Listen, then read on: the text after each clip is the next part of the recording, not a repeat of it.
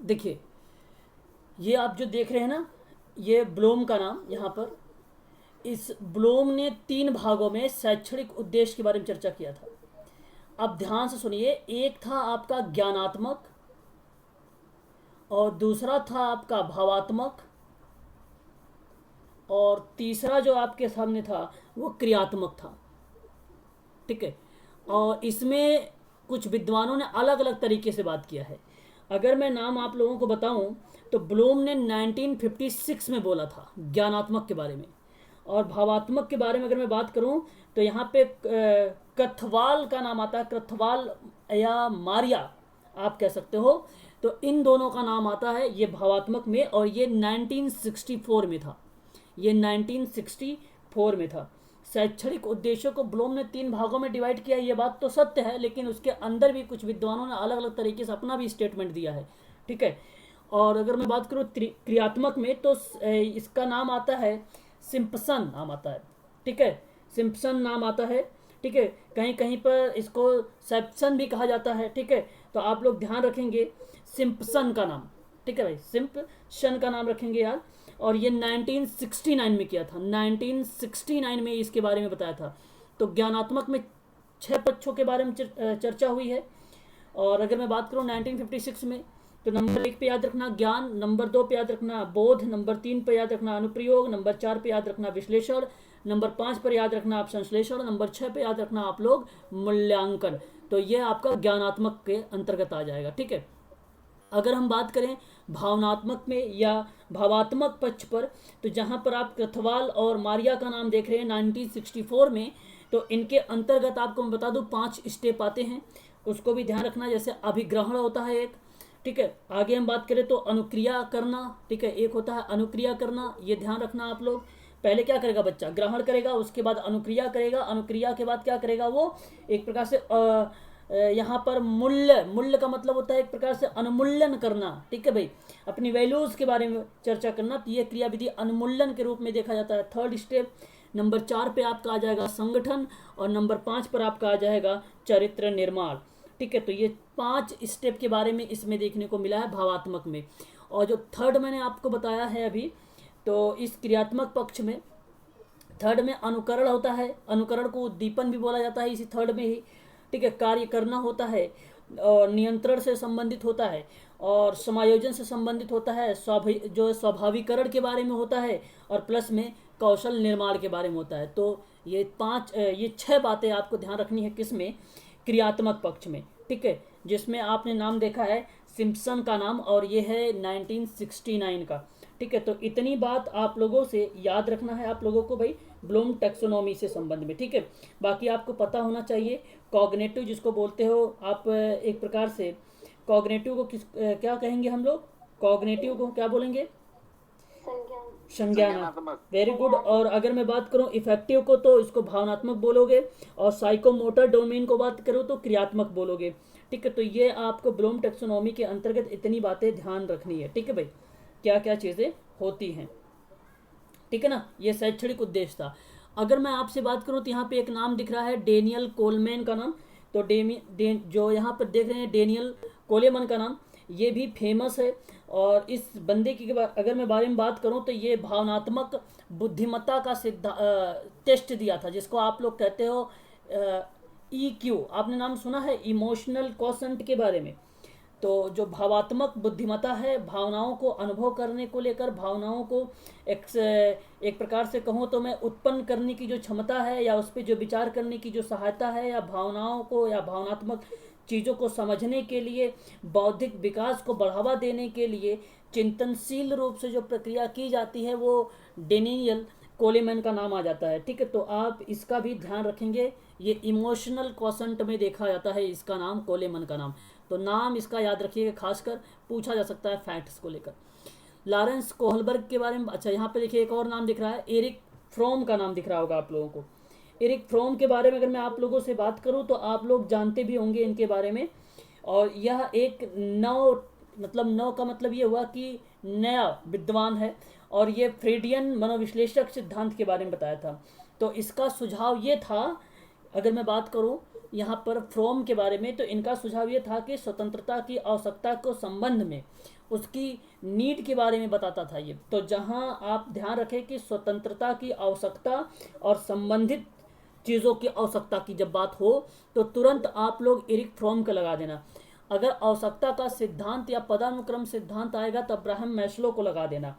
ठीक है, तो इसका सही जवाब जो हो जाएगा इस प्रश्न का कि नैतिक विकास का महत्वपूर्ण जो सिद्धांत है किसने प्रतिपादित किया है, लॉरेंस कोहलबर्ग ने किया है। बताइए, लॉरेंस कोहलबर्ग पता है आप लोगों को इनके बारे में? नैतिक विकास के सिद्धांत में इनकी एक अहम भूमिका होती है। ठीक है भाई, याद रखना नैतिक विकास के सिद्धांत में इन्होंने कुल टोटल 3 स्तर बताए थे और हर एक स्तर पे 2 अवस्थाएं बताई थी, तो यानी 6 अवस्था के बारे में भी जिक्र किया है। ठीक है, तो याद रखना आप लोग, एक को बोला उन्होंने पूर्व परंपरागत, दूसरे को बोला परंपरागत, तीसरे स्तर को बोला था पश्चिम परंपरागत। ठीक है ना, तो इसके अंदर भी पाए जाते हैं 2 अवस्थाएं भी। ठीक है भाई, तो दंड और आज्ञाकारी अवस्था की बात होती है तो यह आपका हो जाता है परंपरागत में, पूर्व परंपरागत में हो जाता है। व्यक्ति केंद्रित की बात किया जाए तो वो भी आपका किस में हो जाता है, पूर्व परंपरागत में हो जाता है। ठीक है, तो इसे ध्यान रखिएगा, मैं पढ़ा रखा हूँ आप लोगों को। ठीक है, तो ये इजी भी है, आप कर भी लेंगे इसके बारे में। ठीक है, चलिए आगे बढ़ते हैं, नेक्स्ट प्रश्न लेते हैं। और यहाँ पे देखिए, चरित्र का विकास होता है भाई, प्रश्न अच्छा है, चरित्र का विकास होता है। क्वेश्चन नंबर 76 है, option A B C D है। डी ऑप्शन होगा सर। इच्छा शक्ति से, तो यहाँ इच्छा शक्ति से चरित्र का विकास नहीं होगा, और आचरण के और व्यवहार से भी आपका चरित्र का विकास नहीं होगा। और अगर मैं बात करूँ नैतिकता से, तो नैतिकता से अगर मैं बात करूँ तो यहाँ पर देखो, नैतिकता तो सही कह रहे हैं आप, और यहाँ देखिए अगर मैं बात करूँ तो आचरण और व्यवहार भी हो सकता है भी। ठीक है, और अगर यहाँ पे Option उपरोक्त D होगा सभी दे रखा है, उपरोक्त अगर सभी दे रखा है तो फिर तो हम सही को लगाएंगे, सभी के सभी। ठीक है, तो अगर आप, हालांकि जी सर। विल पावर कब नहीं विकास होता है भाई, उसके से विल पावर से भी, जब वहाँ पर कभी कभी क्या होता है कि अगर आप देखिए तो जो ज़्यादा आजकल साइकोलॉजिकल पॉइंट ऑफ व्यू से देखा जाए तो जो थोड़ा सा जनगर टाइप का मतलब ये जो जिम वगैरह जाते हैं तो वहाँ पर इच्छा शक्ति है, तो यहाँ पर उनके पास विल पावर। ठीक है, तो अगर वो शारीरिक रूप से हष्ट पुष्ट हैं तो उनके ज़रूरी ये भी नहीं है कि उनका जो है चरित्र का विकास हो जाएगा। ठीक है भाई, तो कहने का तात्पर्य ये हुआ कि इच्छा शक्ति से भी हो सकता है। और अगर आप पॉजिटिव, अगर यहाँ उपरोक्त तो सभी दिया है तो इसलिए आप यहाँ पे सभी को लगाएंगे, ऑप्शन करेक्ट हो जाएगा, उपरोक्त तो सभी। ठीक, ऑप्शन नंबर डी करेक्ट माना जाएगा आपका फिर यहाँ पर। ठीक है, कि चरित्र का विकास से ही लिया जाएगा। ठीक, क्योंकि यहाँ पे सारे के सारे मैच कर रहे हैं। बाकी अगर और कोई ऑप्शन दिया होता इसमें, अगर मैं आपसे बात करूँ बौद्धिकता की बात करता, तो अगर बौद्धिकता यहाँ पे एक ऑप्शन दे देता तो वहाँ पर आप लोग सोचते कि इन 4 में सबसे बेटर कौन सा है, तो 90% की या 99% की अगर मैं बात करूँ तो morality is the best option था यहाँ पे। ठीक है भाई, तो यहाँ पर आपका सही जवाब हो जाता। बट यहाँ जब दे दिया सभी तो इसलिए आप लगाओगे ऑप्शन नंबर डी को करेक्ट जवाब। ठीक है भाई, चलिए आगे बढ़ते हैं। और यहाँ अगर हम बात करें तो क्वेश्चन नंबर 77 क्या बोलता है आप लोगों से कि निम्न में से कौन सा तालीम शिक्षण का स्तर नहीं है, कि असमानता का स्तर नहीं है, कि यादस्तता का स्तर नहीं है, चिंतनशील का स्तर नहीं है, कि समझ का स्तर नहीं है। ज़रा बताइए मुझे इसका सही जवाब क्या होना चाहिए। तो मैं बताऊं, यहाँ पे जो तालीम शिक्षण की अवस्था है वो असमानता का स्तर नहीं होगा, यही आपका करेक्ट हो जाएगा। बाकी आपका मेमोरी लेवल की बात हो या चिंतनशील की बात हो या बोध की बात हो, जिसको आप समझ बोल रहे हो, तो ये भी सही है आपका, ये भी सही है, ये भी सही है। लेकिन प्रश्न पूछ रहा था नहीं, तो ऑप्शन आपका ए सही हो जाएगा यहाँ पर। ठीक है, ऑप्शन ए करेक्ट हो जाएगा। आगे बढ़ते हैं, यहाँ आप ज़रा मुझे बताइए नूपा, तो यहाँ पर दिया हुआ है NUEPA का मुख्यतः किससे संबंधित होगा, तो इसका करेक्ट जवाब आप मुझे ज़रा बताइए, इसका करेक्ट जवाब क्या होना चाहिए। NUEPA क्या होना चाहिए ये, वेरी गुड। चलिए ठीक है भाई, तो मैं आपको पहले बता दूं, अगर इसका नाम पूरा पता होगा NUEPA का, तभी आप इस प्रश्न को कर पाएंगे, अदरवाइज नहीं कर पाएंगे ऐसे प्रश्नों को। ठीक है भाई, तो आप ध्यान से सुन लीजिए पहले तो इसके बारे में ये है क्या। तो जो न्यूपा मैं बता रहा हूँ ये national university of educational planning and administrations है। ठीक है, तो ए फॉर एडमिनिस्ट्रेशंस हो जाएगा। तो एजुकेशन को लेकर बात किया है। ठीक है भाई, तो आप देख रहे हैं शैक्षणिक एकता की भी बात हुई है, शैक्षणिक योजना की भी, मूल्यांकन की भी, प्लस में देखभाल की भी। तो यहाँ आपका करेक्ट जवाब होना क्या चाहिए, तो मैं आपको बता देता हूँ इस प्रश्न का सही जवाब ऑप्शन नंबर सी करेक्ट मान लिया जाएगा। इसका शैक्षणिक योजना को लेकर मान लिया जाएगा। ठीक है भाई, क्योंकि अगर मैं बात करूँ तो यह एक प्रकार का राष्ट्रीय शैक्षिक योजना और प्रशासन विश्वविद्यालय है इसका पूरा नाम। ठीक है, तो इसे आप ध्यान रखिएगा। 1962 में इसकी क्या की गई थी, स्थापना की गई थी। इसे भी आप लोग ध्यान रखिएगा भाई। ठीक है ना, क्लियर हो गया कि नहीं बताइए जरा। जी सर, क्लियर है सर। चलो फिर ठीक है, और आगे हम बात करते हैं, नेक्स्ट क्वेश्चन पर लेते हैं। और क्वेश्चन नंबर आपके सामने ये है, कह रहा है आपसे कि देखो अभी शायद मैंने आप लोगों को, अगर कल वाली आप लोगों ने क्लास देखा है, बी, ऑप्शन बी सर। हाँ, ऑप्शन बी। तो आपका ये क्या सही जवाब होना चाहिए। कल मैंने आप लोगों को इसके बारे में अच्छे से बताया भी था। ठीक है ना, तो यशपाल कमेटी की बात मैं कर रहा हूँ। 1992 एंड 1993 के बीच में ये लाया गया था यशपाल कमेटी को। और आपको बता दूं ये जो यशपाल कमेटी का गठन हुआ तो उसके बाद यशपाल जी ने इसमें कुछ उद्देश्य रखे, और उनका उद्देश्य ये था कि बच्चों के लिए स्कूली बस्ते के बोझ से ज़्यादा बुरा है ना समझ पाने का बोझ। ठीक है, तो ये एक प्रकार का उद्देश्य बनाया गया कि बच्चों के लिए स्कूली बस्ते के बोझ से ज़्यादा बुरा है ना समझ पाने का बोझ। तो इस टाइप जैसा उद्देश्य को बनाया था। और बाद में इसी को 2005 में प्रोफेसर यशपाल की अध्यक्षता में राष्ट्रीय पाठ्यचर्या की रूपरेखा बनाने के लिए राष्ट्रीय संचालन समिति का गठन कर दिया गया था। तो उस दौरान यशपाल समिति के सिफारिश पर एक उद्देश्य बनाया गया था, और वो उद्देश्य क्या था आप लोग मुझे बताइए। वह उद्देश्य के बारे में बात करूँ तो शिक्षा बिना बोझ के, शिक्षा बिना बोझ के। तो इस प्रश्न का अगर मैं आप लोगों से जवाब बताऊं तो इसका करेक्ट जवाब जो होगा ऑप्शन नंबर आपका बी ही करेक्ट हो जाएगा। यहाँ पर जो है बिना बोझ के शिक्षण, बिना बोझ के शिक्षण। लेकिन यहाँ पर मैं बताऊं अगर इसको शुद्ध लिखना चाहिए था, ये इसने शब्दों को हेर फेर कर दिया है। बट आप लोग सही तरीके, हाँ शिक्षा बिना बोझ, हाँ ये सही होनी चाहिए थी ये वाला। लेकिन इंग्लिश सही है सर। लर्निंग, हाँ लर्निंग विदाउट बर्डन, हाँ इंग्लिश सही है। Learning without burden. ठीक है, तो यशपाल कमेटी रिपोर्ट जो 1993 में लाई गई थी उसी के बारे में ये चीज़ें जो है जिक्र किया गया था। लर्निंग विदाउट बर्डन यानी शिक्षा बिना बोझ के, इसी समिति में बात की गई थी। और समिति कहती है कि भारी बस्ता सिर्फ एक बोझ है। ठीक है, यह समिति बताती है। रटने पर बल नहीं देता है, जीवन से जोड़ को सिखाने की बात करता है। विज्ञान की पुस्तकों के बारे में जहाँ पर नियम और रेगुलेशंस की बात होती है उसके बारे में वो फॉलो नहीं करता है। और फिर मैं आपको बता दूँ एक और बात कि पहले रेशियो रखा गया था शिक्षक और शिक्षार्थी का 40:1, अब बना दिया गया है 30:1। तो 30 बच्चे होंगे और एक क्या होगा आपका शिक्षक होगा। ठीक है, तो ये चीज़ है। यशपाल कमेटी का एक अन्य नाम करके कभी कभी प्रश्न पूछ लेता है, तो उसका भी नाम आप लोग ध्यान रखिएगा, राष्ट्रीय सलाहकार समिति। तो वह आपका सही हो जाएगा जवाब। यहाँ पर करेक्ट जवाब ऑप्शन नंबर बी हो जाएगा। चलिए आगे बढ़ते हैं, नेक्स्ट प्रश्न पर लेते हैं। और यहाँ पर देखिए, मनोविश्लेषण के पिता किसे कहा जाता है। D, option D sir. Question बहुत ही सरल है ना, और आप कर भी पा रहे होंगे कि सिगमंड फ्रायड का।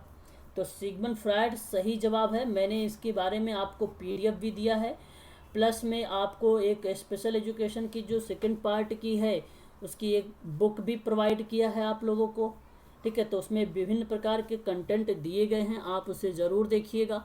ठीक है। तो सिगमंड फ्रायड का टॉपिक और जीन पियाजे का टॉपिक, ये दोनों लोगों का बहुत ही इम्पोर्टेंट है, इसको आप पढ़ के जाइएगा, एग्ज़ाम में प्रश्न जरूर पूछा जाएगा यहाँ से। ठीक है भाई, चलिए आगे बढ़ते हैं, नेक्स्ट क्वेश्चन ले लेते हैं हम लोग अब। पैडागोजी में कंप्यूटर का उपयोग होता है। देखिए प्रश्न भी अच्छा है, पैडागोजी में कंप्यूटर का उपयोग होता है, तो इसका करेक्ट जवाब होना ऑप्शन क्या सभी चाहिए? सभी सभी डी होगा सर। तो पैडागोजी कंप्यूटर का जो उपयोग होता है शिक्षार्थियों को प्रेरित करने के लिए और फीडबैक देने के लिए और शिक्षार्थियों के साथ प्रतिक्रिया करने के लिए। ऑप्शन डी करेक्ट हो जाएगा यहाँ पर, कि उपरोक्त तो सभी सही जवाब है यहाँ पे। पैडागोजी की जो है एक प्रकार की कंप्यूटर के उपयोग में लाने के लिए वहाँ पे शिक्षार्थी की भी प्रक्रिया देखी जाती है, फीडबैक भी देखा जाता है, प्लस में जो शिक्षार्थी है उसको क्या किया जाता है, मोटिवेट भी किया जाता है। तो इसका करेक्ट जवाब ऑप्शन नंबर डी हो जाएगा सही। ठीक है भाई, आगे अगर हम बात करते हैं नेक्स्ट क्वेश्चन की, तो ये प्रश्न है आपके लिए कि निम्न में से कंप्यूटर का ब्रेन कौन सा है? प्रोग्राम है, सीपीयू है, कि मेमोरी है, कि हार्ड डिस्क है? सी है। मेमोरी कहेंगे ब्रेन को। सर बी है, सीपीयू है सर। हाँ सीपीयू। बी ऑप्शन होगा। हाँ, तो इसका करेक्ट जवाब जो हो जाएगा इस प्रश्न का सही जवाब ऑप्शन नंबर बी करेक्ट माना जाएगा। सीपीयू, सेंट्रल प्रोसेसिंग यूनिट आपका सही जवाब हो जाएगा, है ना, ऑप्शन नंबर बी। कंप्यूटर है ना। क्वेश्चन नंबर अगर हम बात करें 83 की, तो स्पेयर द रॉड स्पाइल, ठीक है, द चाइल्ड, यह अवधारणा किस प्रकार की शाखा से संबंधित है जिसका समर्थन करता है? तो आप बताइए जरा, कि नेचुरलिस्ट फिलॉसफी के द्वारा, कि प्रैग्मेटिक फिलॉसफी के द्वारा, कि विक्टोरियन एग में, और क्या डेमोक्रेटिक युग में? ठीक है भाई, तो आप मुझे ज़रा बताइए इसका करेक्ट जवाब होना क्या चाहिए इस प्रश्न का सही जवाब। ठीक है भाई, तो अब मैं बता, यहाँ अगर मैं बात करूँ आपसे, तो ये आप एक नया नाम देख रहे हैं, आप इसका ध्यान रखिएगा। ठीक है, spare the rod spoil the child जो है, इसकी अवधारणा के बारे में अगर मैं बात करूँ तो विक्टोरियन युग में, या युग नहीं इसको युग कहेंगे, और युग में ये चीज़ें जो है कही गई थी, बात इसके बारे में चर्चा हुई थी, इन महोदय ने किया था, या इस युग में इसके बारे में चर्चा हुई थी। तो इसका करेक्ट जवाब ऑप्शन नंबर सी माना जाएगा। ठीक है भाई, ऑप्शन नंबर सी माना जाएगा। आगे हम बात करते हैं नेक्स्ट क्वेश्चन पर, कि स्कूल की बात हो रही है। स्कूल की परिकल्पना प्रथम स्थापित है, तो आप मुझे ज़रा बताइए यहाँ पर इसका करेक्ट जवाब होना क्या चाहिए? राजस्थान ओके, या उत्तर प्रदेश, दोनों में से कुछ होगा सर, या डी। ठीक है। स्कूल संकुल की परिकल्पना प्रथम स्थापित हुई है राजस्थान में। सही जवाब आपका आया है भाई यहाँ पर, राजस्थान में। ठीक है भाई, थैंक यू। हाँ, तो इसका सही जवाब जो होगा ऑप्शन नंबर आपका ये राजस्थान ही चुना जाएगा। ठीक है, एक मैं आपको बता दूं, एक कॉलबेलियन स्कूल है, ठीक है, एक कॉलबेलियन स्कूल ऑफ डांस स्थापित किया गया है, वो राजस्थान में वो भी किया गया है, वो भी बहुत इम्पोर्टेंट है, और वो जयपुर में है, राजस्थान के जयपुर में है, याद रखिएगा। ठीक है भाई, पिंक सिटी। हाँ, और मैं अगर आपसे बात करूं, कैपिटल ऑफ राजस्थान। और आप ये भी ध्यान रखना, ठीक है, इम्पोर्टेंट चीज़ें से central institute of chemical engineering and technology कहाँ स्थापित की गई है? तो आप ध्यान रखना कि जो central institute of chemical engineering and technology स्थापित की गई है वो गुजरात में की गई है। ठीक है भाई, तो ये कुछ नाम हैं जो आप लोगों को ध्यान रखने होंगे, एग्ज़ाम में पूछे जाते हैं, एग्ज़ाम में ये सारे के सारे। ठीक है, ब्रिक्स बैंक की अगर बात किया जाए तो ब्रिक्स बैंक कहाँ स्थापित किया गया है? संघाई में किया गया है, तो इसे भी आप लोग ध्यान रखिएगा। या DSSB के लिए बहुत इंपॉर्टेंट क्वेश्चन है ये, संघाई। चीन के संघाई सर। हाँ, चीन में है ना सर? हाँ, चीन के संघाई में। तो आप ध्यान रखिएगा, इसका करेक्ट जवाब ब्रिक्स बैंक की जो मैं बात किया हूँ, इसका सही जवाब जो होगा आपका संघाई होगा। और अगर मैं आपसे बात कर रहा हूँ स्कूल सकुल की परिकल्पना प्रथम बार स्थापित की गई है, तो वो कहाँ पर की गई है? राजस्थान राजस्थान। में की गई है। ठीक है। डॉन्स एंड ट्रिलियंस एक पुस्तक है, डॉन्स एंड एक ट्रिलियन। ट्रिलियंस पुस्तक है, उसकी स्थापना या उसकी लेखक कौन है? तो डेविन लूबिन करके नाम आता है, डेविन लूबिन करके नाम आता है। वह याद रखिएगा, ये आप लोगों को करंट से रिलेट कर देता है थोड़ा सा, जो कि आप सबको बता दूं कि ये इम्पोर्टेंट पॉइंट हैं सारे के सारे, जो आप लोगों के एग्ज़ाम में पूछे जा सकते हैं भाई, पूरे की पूरे संभावनाएं हैं पूछने की, है ना। तो इसका आप लोग ध्यान रखेंगे खासकर। चलिए आगे बढ़ते हैं और नेक्स्ट क्वेश्चन ले लेते हैं हम लोग अब। क्वेश्चन नंबर 85 की अगर मैं बात करूं तो शिक्षण का ज्ञानात्मक सिद्धांत। अब आपके दिमाग में आ रहा होगा कुछ बातें, जैसे अभी भी मैंने शिक्षण के उद्देश्य में ज्ञानात्मक के बारे में भी बताया था। ठीक है, तो किसने प्रतिपादित किया है इसके बारे में अगर मैं आपसे बात करूं तो यह किसने प्रतिपादित किया है? जी,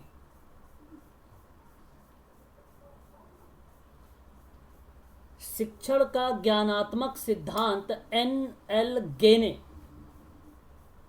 नाम सुना है? पहली बार सुन रहा हूँ सर।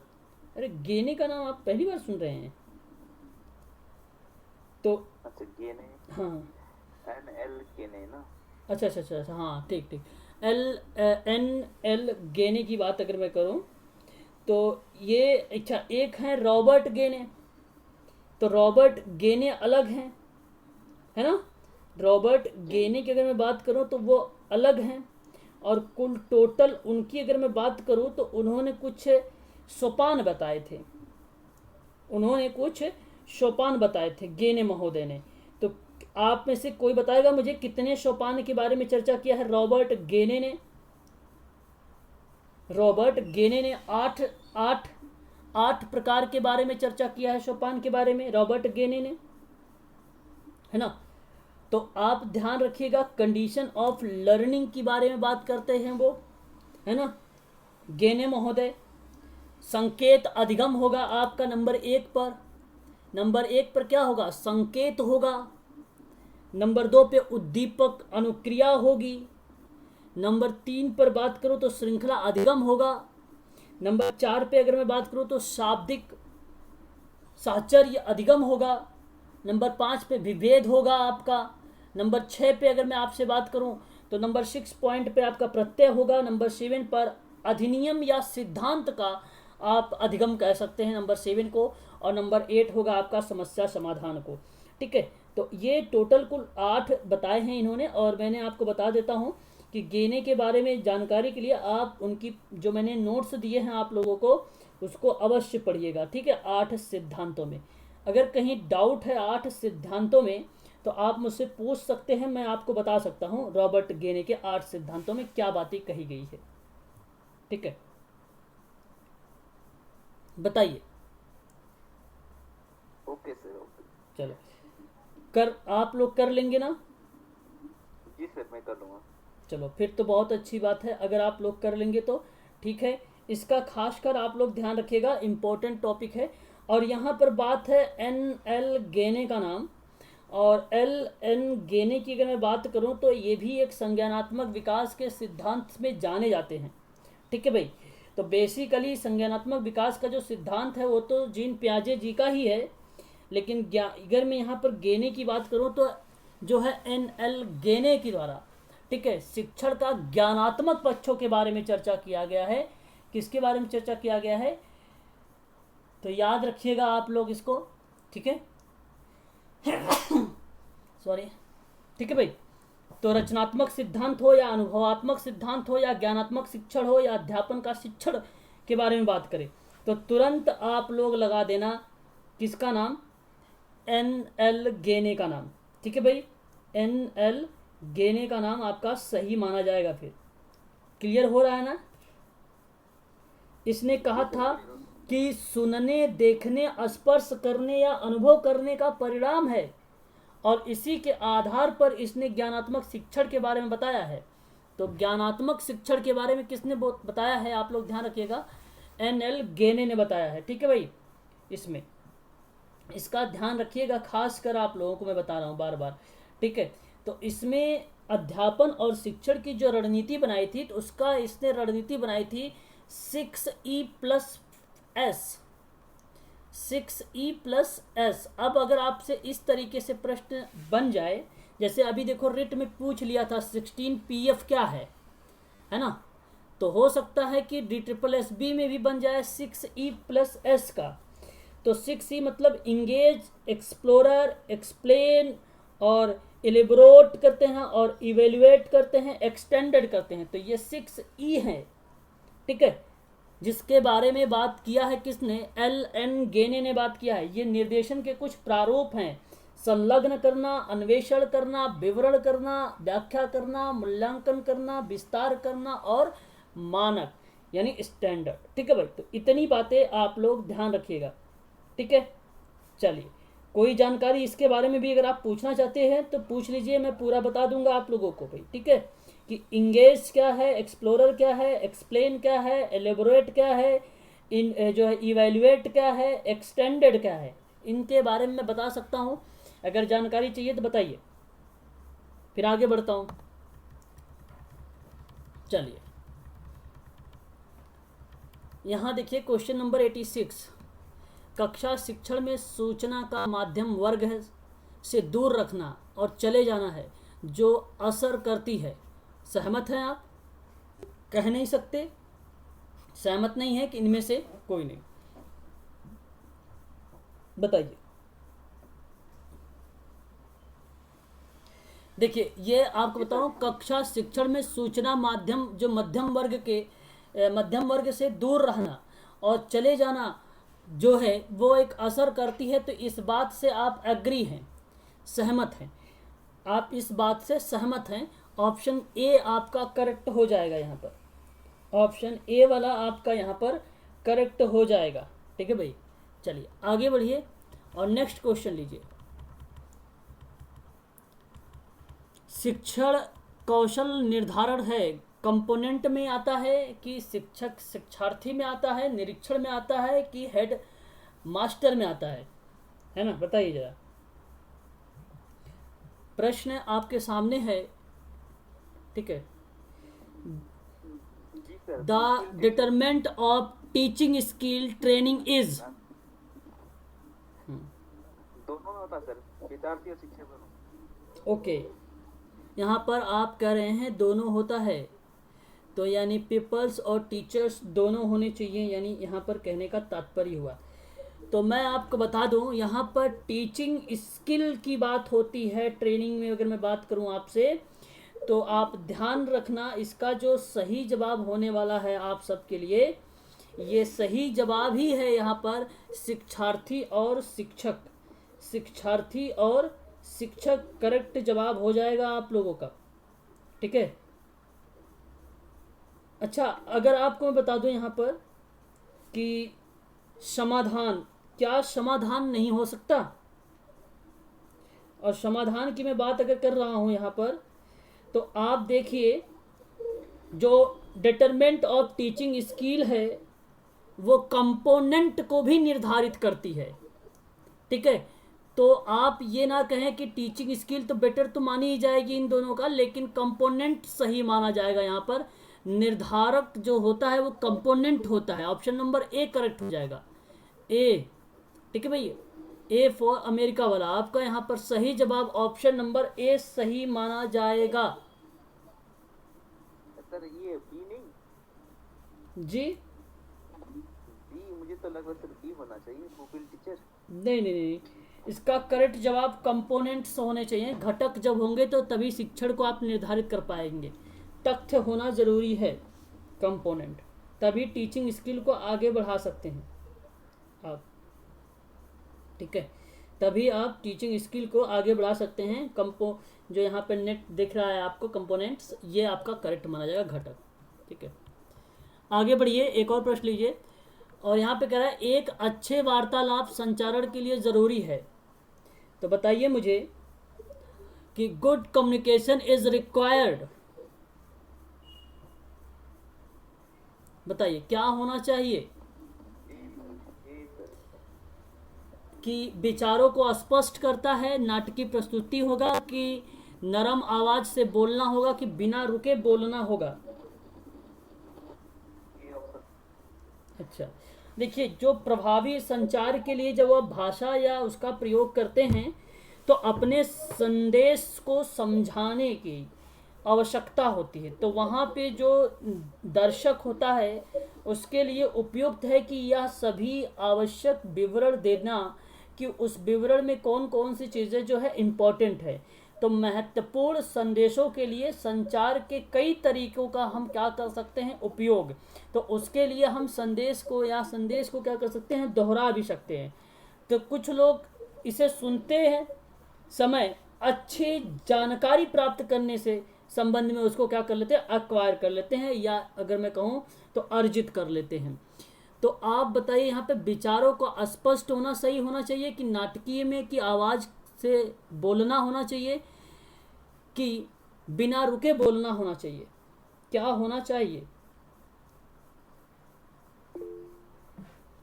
सही जवाब इसका होगा आपका कि विचारों को स्पष्टता, ठीक है, विचारों को अस्पष्टता, ठीक है, वार्तालाप संचरण के लिए जरूरी होता है, ठीक है।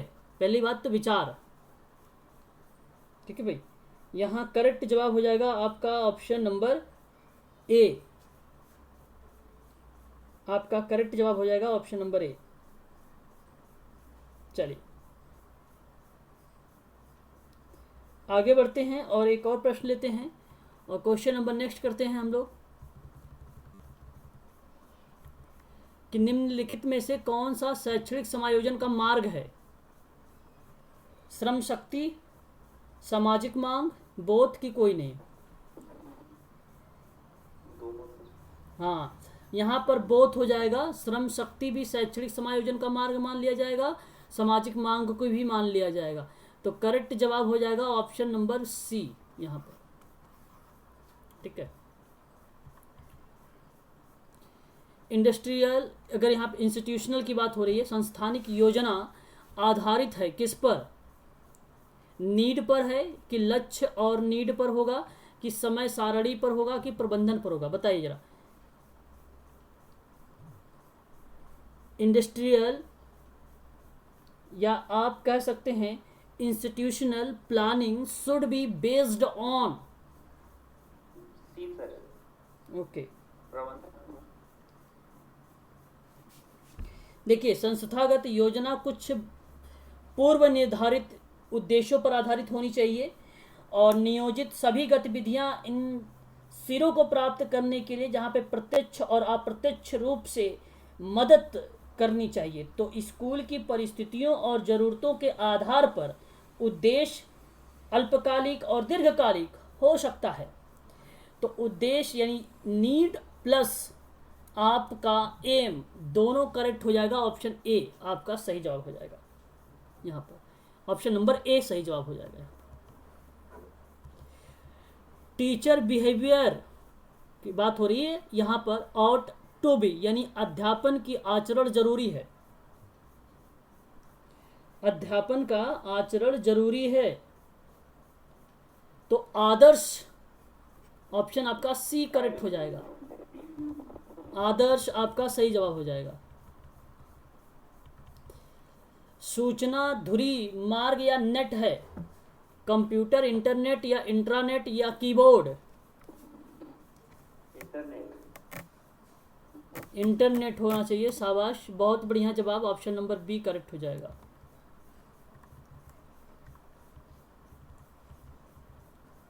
देखिए, इनसेट ए बी का प्रक्षेपण कब किया गया था? Option A sir, option A. ना, 30 अगस्त 1983 को किया गया था। 30 अगस्त 1983 को किया गया था। इसे आप ध्यान रखिएगा, DSSB में इंपॉर्टेंट क्वेश्चन है ये, ठीक है। Insta AB has been in, जो लॉन्च्ड हुआ था वो लॉन्च किया गया था 30 अगस्त 1983 को। ध्यान रखिएगा,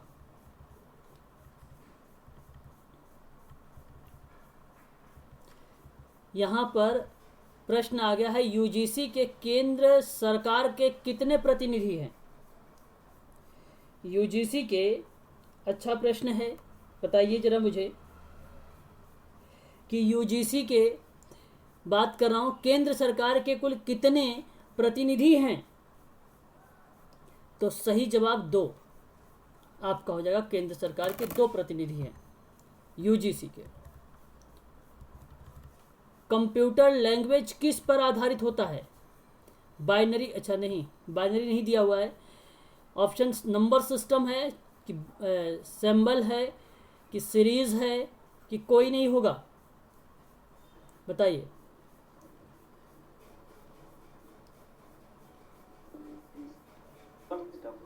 number system, no no no, number system is the correct जवाब। ऑप्शन नंबर ए सही माना जाएगा। कंप्यूटर लैंग्वेज, हाँ, कंप्यूटर लैंग्वेज की अगर बात होती है, ठीक है, computer language is based on number system, ठीक है, तो ध्यान रखिएगा। यह एक प्रकार की, अगर मैं बात करूं आप लोगों से, तो भाषा जो होती है किस नंबर सिस्टम पर आधारित है?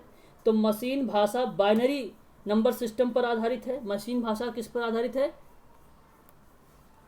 मशीन भाषा बाइनरी पर है। तो कंप्यूटर लैंग्वेज किस पर आधारित हो जाएगा आपका? नंबर सिस्टम पर, ठीक है, नंबर सिस्टम पर। तो संख्याओं के साथ जब कभी प्रतिनिधित्व करने या काम करने की तकनीकी की बात होती है ना, तो वहां पर नंबर सिस्टम का प्रयोग किया जाता है, ठीक है।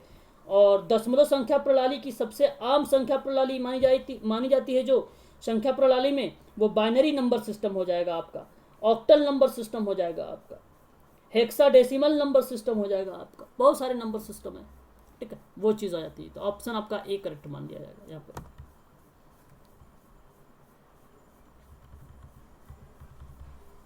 प्रश्न ये है कि शैक्षणिक कंप्यूटर का मुख्य कार्य क्या होगा?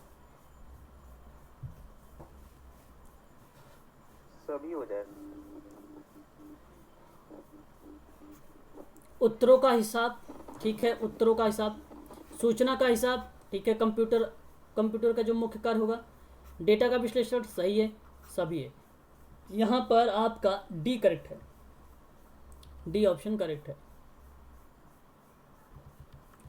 इस प्रश्न का जवाब बताइए कि यूनेस्को सैटेलाइट निर्देशित टेलीविजन कार्यक्रम प्रथम बार कब जो है उपयोग में लाया था? ठीक है, कब लाया था? 1961 ना ना ना, गलत हो गया सर। हाँ, ठीक है। 69 यूनेस्को सैटेलाइट निर्देशित टेलीविजन कार्यक्रम पहली बार 1965 में, ठीक है। इसका जो करेक्ट जवाब हो जाएगा आपका, इस प्रश्न का सही जवाब ऑप्शन नंबर आपका डी होगा, 1965 में, ठीक है, 1965 में पहली बार इसके बारे में जिक्र किया गया था। और 1975 में हिंदी नामकरण दूरदर्शन नाम लिया गया था, दूरदर्शन नाम लिया गया था।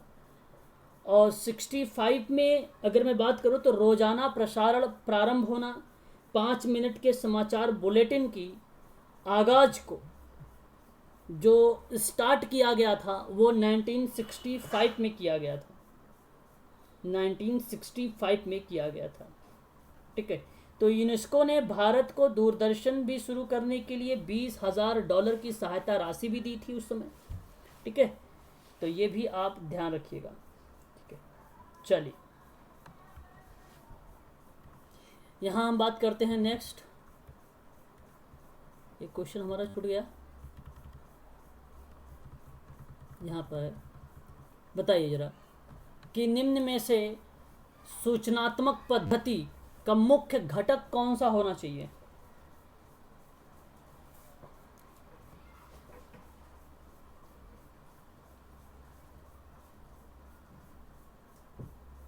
सही जवाब आपका बेसिक टीचिंग मॉडल होना चाहिए, ऑप्शन नंबर बी। तो जो सूचनात्मक पद्धति का मुख्य घटक होगा वो बेसिक टीचिंग मॉडल होगा, कौन सा टीचिंग मॉडल होगा? बेसिक टीचिंग मॉडल होगा सूचनात्मक का। ठीक है,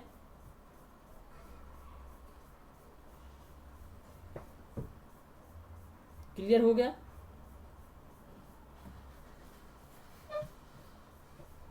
बताइए। जी सर, जी सर।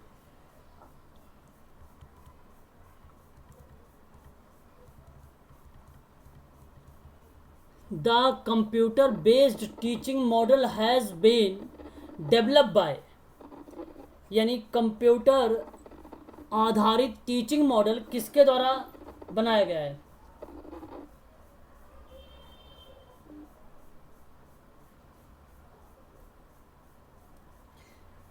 स्टोलूस एंड डेविस के द्वारा बनाया गया है। ऑप्शन बी करेक्ट हो जाएगा आपका यहाँ पर, ऑप्शन नंबर बी करेक्ट हो जाएगा।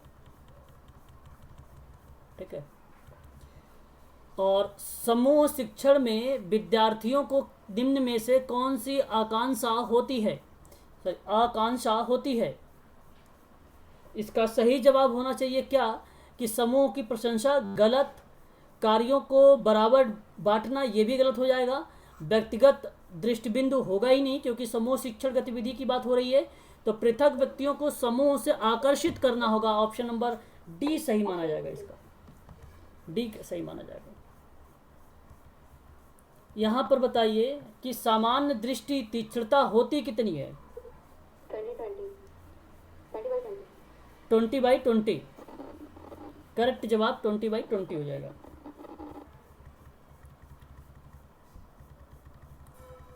अगर हम बात करें तो नेत्र की कोशिकाओं को जो निम्न स्तर को दीप्तियों की या दीप्तियों को प्रतिक्रिया देती है तो क्या कहलाती है? ध्यान सुनिएगा, नेत्र की कोशिकाओं की बात कर रहा हूं मैं। जी सर। बहुत ध्यान से समझिएगा, है ना। cells in the eyes that responds to the level of illuminations are called।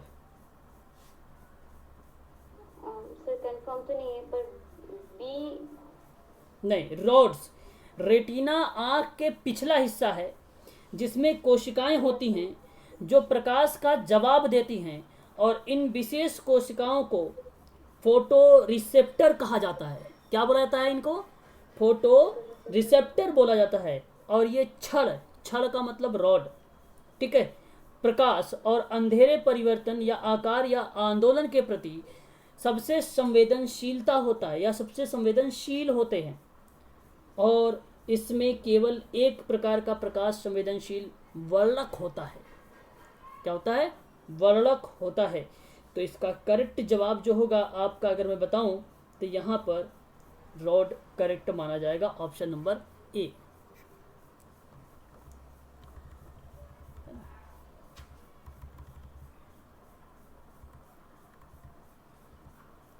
Glaucoma से वह स्थिति जिसको संदर्भित करती है। Glaucoma option A. ओके। और भी दूसरा ऑप्शन कहता है रेटिना के आंतरिक और बाह्य पर अलग होता है। बादल जैसा है वैसा अपारदर्शी होता है। रेटिना का केंद्रीय भाग कार्य करना बंद कर देता है। तो ये तो आप पहली चीज तो ये समझ लीजिए कि आंखों की स्थिति का एक ऐसा समूह जो अंधापन का कारण बनता है, हम उसे क्या बोलते हैं? एक प्रकार से ग्लूकोमा बोलते हैं, है ना, ग्लूकोमा बोलते हैं। और ग्लूकोमा में अगर मैं बात करूँ तो विभिन्न प्रकार के मेडिकल जो होते हैं रिक्वायरमेंट होते हैं। उसमें धीमी दृष्टि हानि होती है तो चिकित्सक की रिक्वायरमेंट हो जाती है, स्पेशल एजुकेटर की भी रिक्वायरमेंट हो सकती है वहाँ पर, है ना। अचानक दृष्टि में गड़बड़ी से संबंधित है तो आंखों में द्रव्य दाब सामान्य से ऊपर हो जाए तो हम उसे क्या बोलेंगे? बताइए।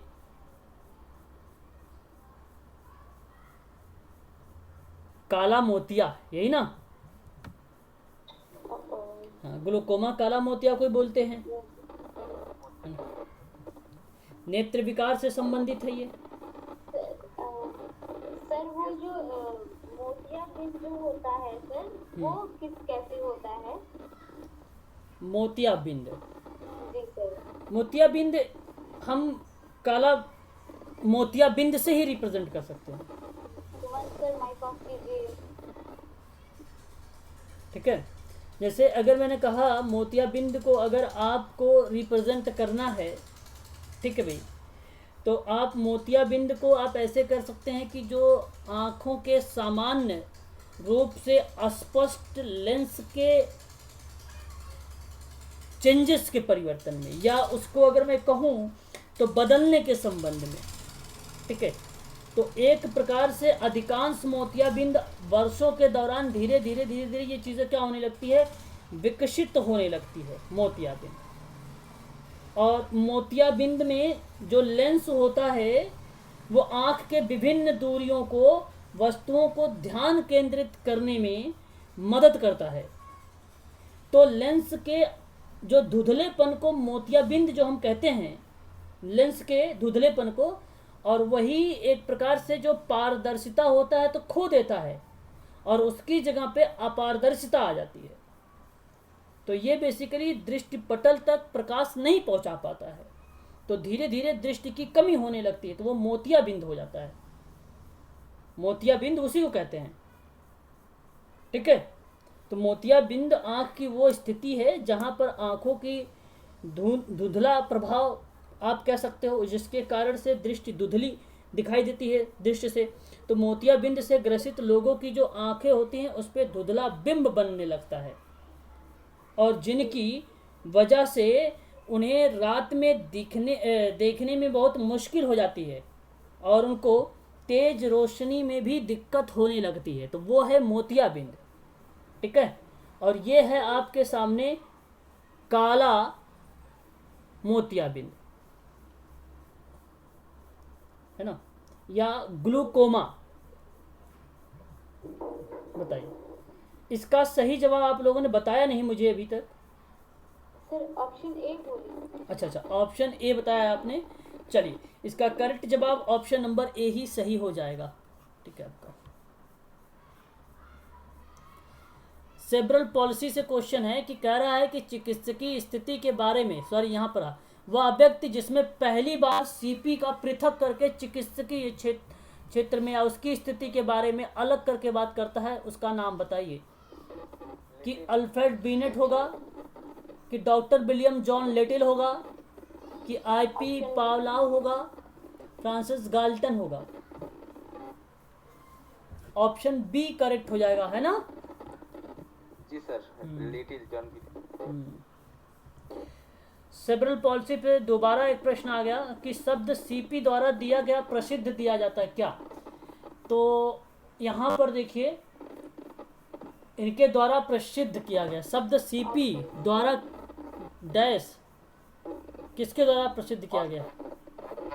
विलियम ऑस्लर। ऑस्लर, बहुत बढ़िया, ऑस्लर इज द करेक्ट जवाब हो जाएगा, ऑप्शन नंबर सी। और सेरेब्रल रेफरल टू, बताइए किसको संदर्भित करती है सेरेब्रल पॉलिसी? मस्तिष्क के भाग की एक चीज से कि मांसपेशियों में चोट, उपरोक्त में से कोई नहीं, और ऑप्शन एक समस्या में कमजोरी। ऑप्शन बी करेक्ट हो जाएगा, मस्तिष्क के भाग जी सर। ऑप्शन बी करेक्ट हो जाएगा। जी सर।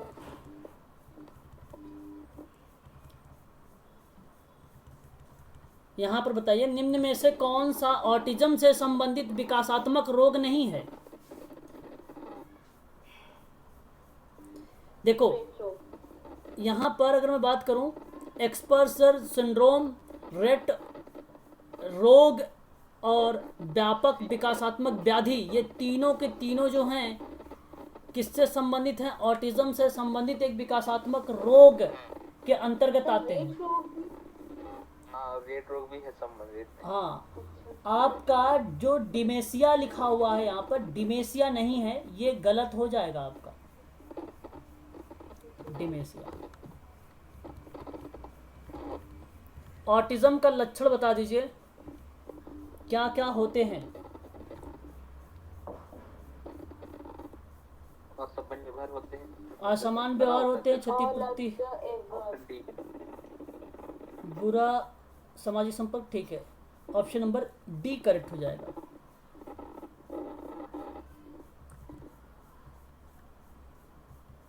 कौन सा क्वेश्चन आ गया? यहां पर बताइए कि इकोलेलिया को डैश के रूप में परिभाषित करते हैं। इकोलेलिया को बोलने के लिए शब्द का इस्तेमाल करने के बजाय लगातार गाना, गलत। दूसरे के द्वारा बोले गए शब्दों और वाक्यों को दोहराना, जो दूसरे के द्वारा बोले गए शब्द और वाक्य होते हैं जो दोहराए जाते हैं, उसको बोला जाता है इकोलेलिया बोला जाता है। ऑप्शन आपका करेक्ट जवाब हो जाएगा बी। ऑप्शन करेक्ट हो जाएगा बी। एक बड़े वयस्क से बात करते समय आपको क्या करना चाहिए? आप सामान्य से धीमी गति में बात करना चाहेंगे? नहीं। उसके सही कान में जोर से बोलना चाहेंगे? नहीं। उसके सामने खड़े होकर या खड़े होना चाहिए ताकि उसे उसके होठों को देख सके। तो ये सही लग रहा है ऑप्शन सी। और अन्य व्यक्ति के अनुवाद करने के लिए कहेंगे, ये गलत हो जाएगा। ऑप्शन सी करेक्ट हो जाएगा यहाँ पर, ठीक है। तो ये था DSSB PRT का, ठीक है, DSSB PRT का कुछ क्वेश्चन, और वो भी था स्पेशल एजुकेशन पर, है ना। तो आज के लिए इतना ही। हाँ, ये कब का क्वेश्चन था सर? कौन ईयर का क्वेश्चन नहीं है, ये बनाया गया पेपर है, क्वेश्चन पेपर है। बनाया गया पेपर वही तो। अच्छा, इसे सेंड कर देंगे सर आप? चलिए ठीक है, अभी सेंड कर देता हूँ इसे ओके, ग्रुप में। Thank you.